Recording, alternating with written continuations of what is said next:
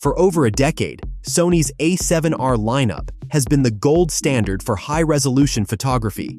Every generation, from the original A7R to the technically dazzling A7R V, has pushed the limits of what full-frame mirrorless cameras can achieve.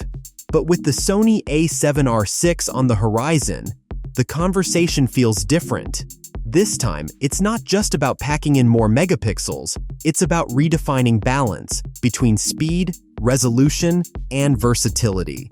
So, is this the biggest leap for Sony as a whole?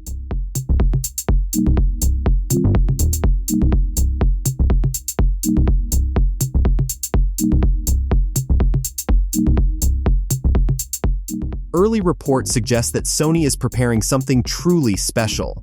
The A7R VI is rumored to feature an all-new 80-megapixel full-frame Exmor RBSI CMOS sensor, marking a 31% jump in resolution over the A7R V's 61-megapixel.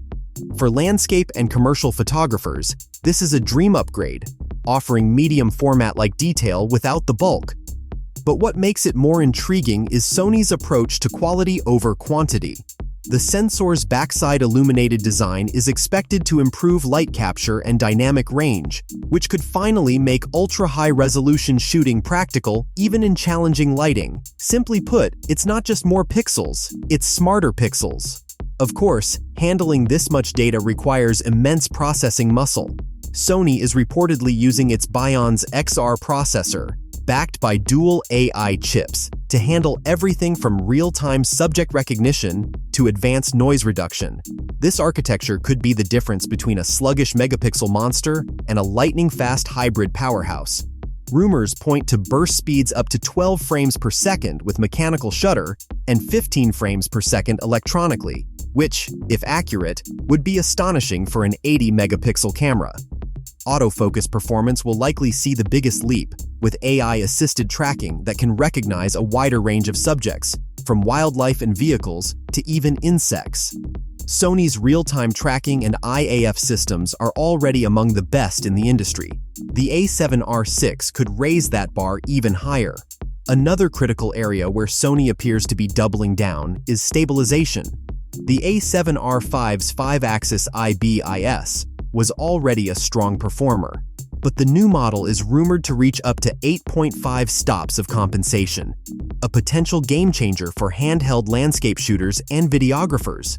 Pair that with an improved active mode for smoother handheld video, and you're looking at a camera that could minimize the need for tripods and gimbals in many scenarios.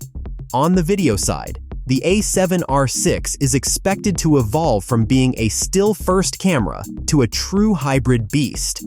8K video recording at 30p and 60p, oversampled 4K at 120p, and 10-bit 422 internal recording are all reportedly on the table. Sony might even enable 16-bit RAW output via HDMI, making it a serious contender for filmmakers who crave flexibility in post-production. The big concern, however, is heat. Capturing 8K 60p from an 80MP sensor isn't easy on thermals, and how Sony manages cooling, through better internal design or passive heat dissipation, will determine whether the A7R VI becomes a serious cinema tool or just a high-res novelty. Pricing will undoubtedly reflect its flagship status. The A7R VI could launch somewhere between $3,999 and $4,499, a slight premium over its predecessor. That puts it toe-to-toe with the Canon EOS R5 Mark II and Nikon Z8, both formidable competitors in the hybrid space.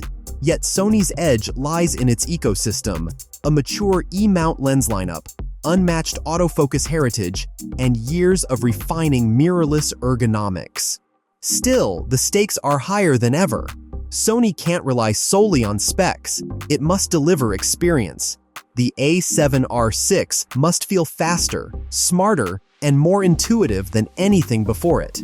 Photographers will expect tangible advantages: cleaner low-light shots, faster focusing, longer recording times, not just headline numbers. Tell us what you wish to see in the upcoming Sony A7R VI. Share with us in the comments below. And as always, thanks for watching.